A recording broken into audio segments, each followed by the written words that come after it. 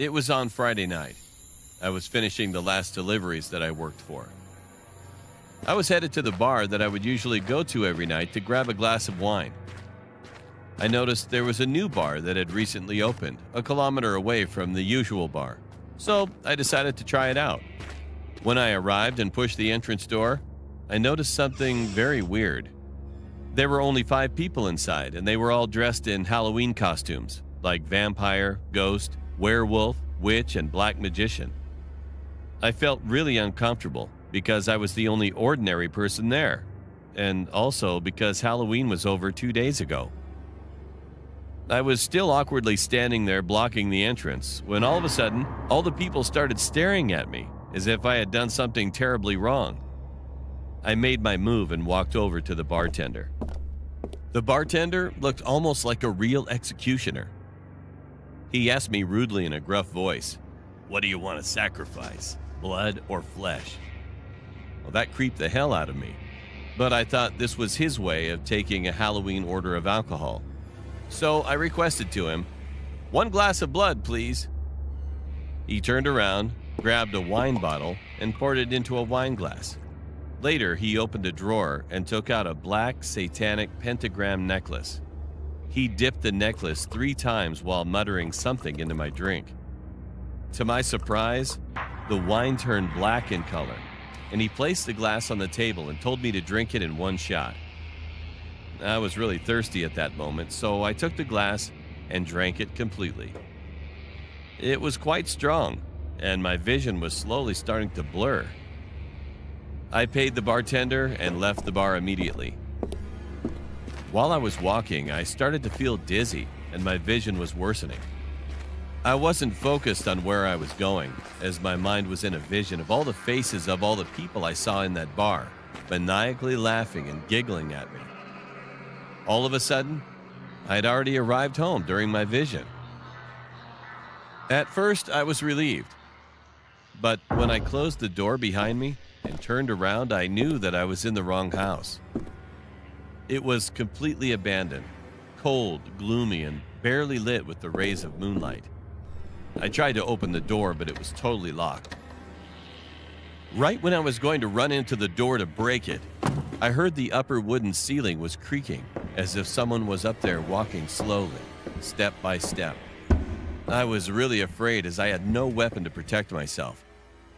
I tried to call 911, but had no reachable service to call. My only option was to go upstairs and find my way out. I carefully walked upstairs and reached the top. To my left was a dead end, but to my right, I saw a hallway with 3 doors on each side. I opened the doors one by one to find nothing but dark, empty rooms and no way to escape. Finally, when I opened the 6th door, I saw a pentagram was drawn on the floor with 5 candles around, touching all 5 corners of the star. This sent me back to where the bartender dipped a necklace with the same symbol into my drink, and there was a figure floating vertically right above the symbol below. But the light provided by the candles was not enough for me to figure out what was floating. Accidentally, I dropped my phone on the old wooden floor, which created a loud sound. The figure was slowly advancing to my direction. I quickly backed off and hit my head against the wall behind. That figure, I can't forget it. My body was completely paralyzed when I saw that the same bartender at the bar was this guy. He was still dressed as an executioner and faced my powerless body.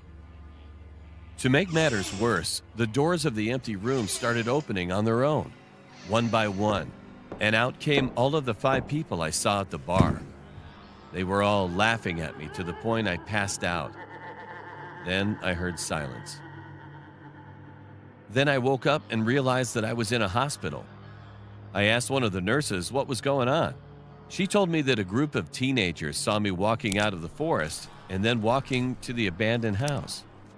They tried calling out to me, but I didn't respond nor look at them. Then the group saw me entering the house, and when they tried to open the door, it was locked. And so they called 911 thinking that I was trapped in that house. 30 minutes later, the police staff arrived and broke open the door and found me unconscious lying on the floor. They brought me into the hospital and were trying to investigate what had happened in that abandoned house. Later, I told police officers the whole story when they came to ask, but they didn't seem to believe me, while some of them were laughing, thinking that I was making it up. After that, I went home and directly went to sleep. The next morning, I hurried to the bathroom because I had to vomit very badly. And after I did, I noticed that my vomit was black.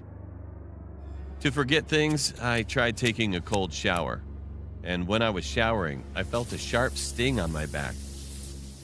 Then, when I changed the water temperature from cold to warm, the sting started to feel even more painful.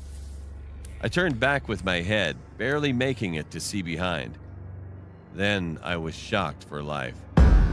I had the same satanic pentagram carved on my back, which was surely done by a sharp object. From then on, I never went to a bar again.